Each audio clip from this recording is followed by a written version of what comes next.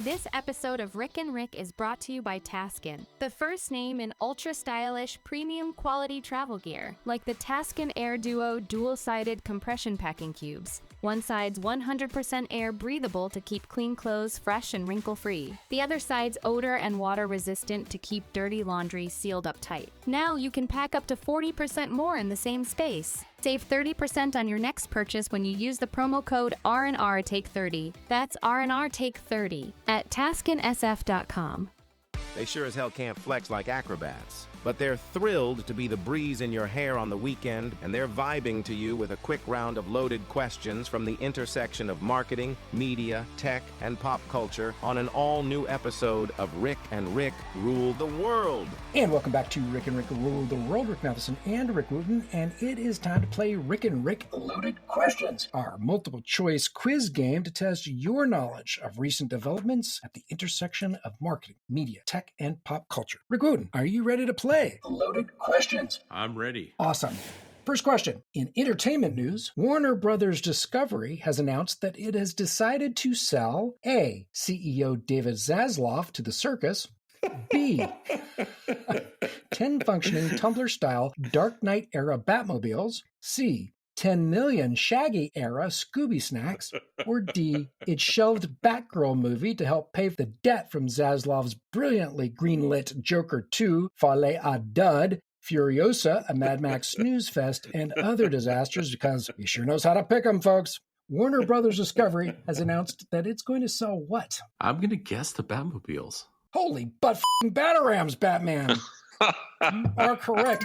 According to ABC News, Warner Brothers is selling 10 real-life Tumblr-style Batmobiles like the veritable tanks driven by Christian Bale in Christopher Nolan's Dark Knight trilogy, all in honor of Batman's 85th anniversary. As ABC reports, these are exact replicas of the ones used in the movies, except for the jet exhaust and machine guns, which sadly are just for show. They're made from, get this, Rick, Kevlar, carbon fiber, sheet metal, and fiberglass. They also featured a 6.2-liter, 525-horsepower engine boasting 486 pounds of torque. Wow. Yeah, I want one. The price tag, however, is a cool $2.9 million each. Whoa. Yes. Now help me out. Were these ones that were made for the movie and then they're selling, or did they just make these to sell? No, they just made them, yeah. At first I thought they were the ones used in the movies, but no, they're replicas of it that they're selling for basically $3 million each. And these 5,511-pound, 9-foot wild bat-tastic beasts aren't exactly street legal either. And again, who's going to stop you, Batman? No doubt.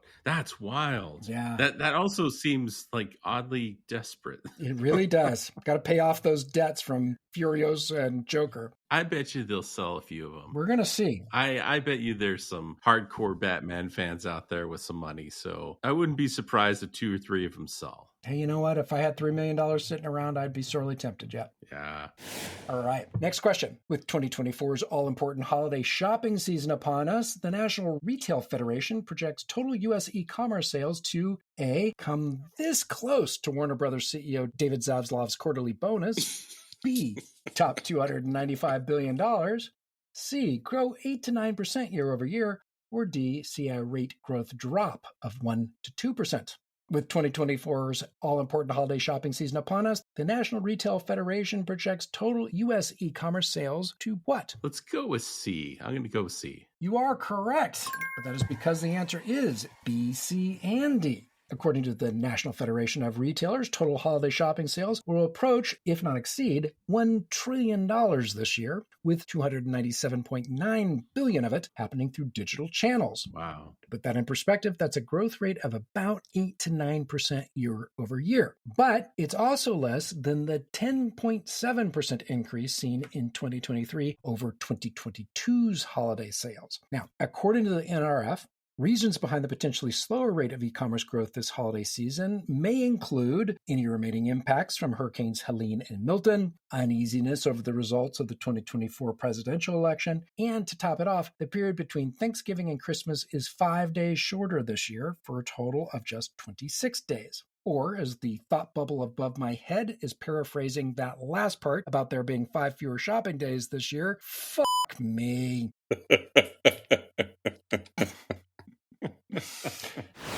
Final question. According to a recent report in Forbes, marketers and other business people using ChatGPT should A, rethink their life choices, B, give a hoot and don't pollute, C, mind their P's and Q's, or D, avoid sharing valuable IP or corporate secrets in their prompts. According to a recent report in Forbes, marketers and other business people using OpenAI's popular ChatGPT chatbot should do what?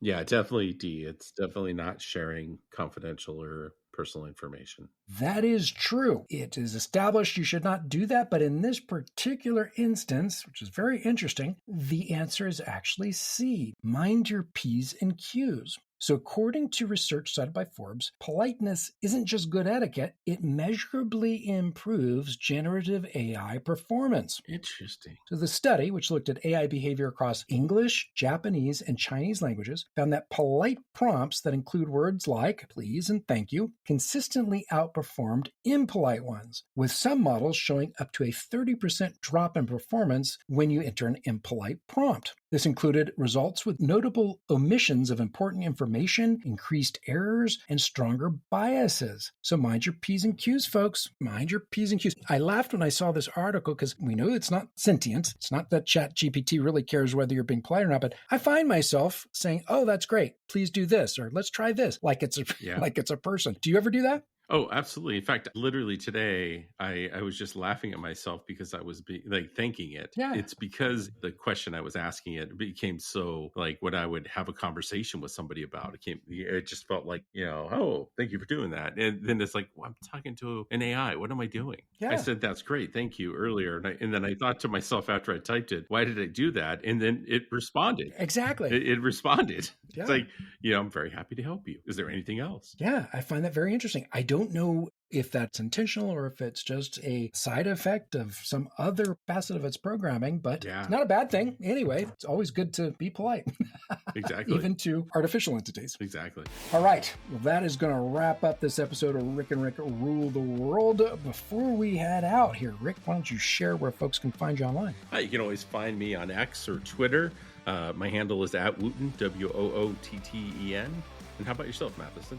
I am at Rick Matheson on the X where Twitter used to be. And of course, you can find us at rickandrick.com where you can listen to archived episodes and even look at AI-generated images of Rick W. and Rick M. that had us cracking up. So You've got to check it out, folks. That's at rickandrick.com. You can always reach us also at rickandrick.com. Till next time, stay safe, keep each other safe, and keep on coming back to the one show where everybody's name is Rick. And everybody rules the world.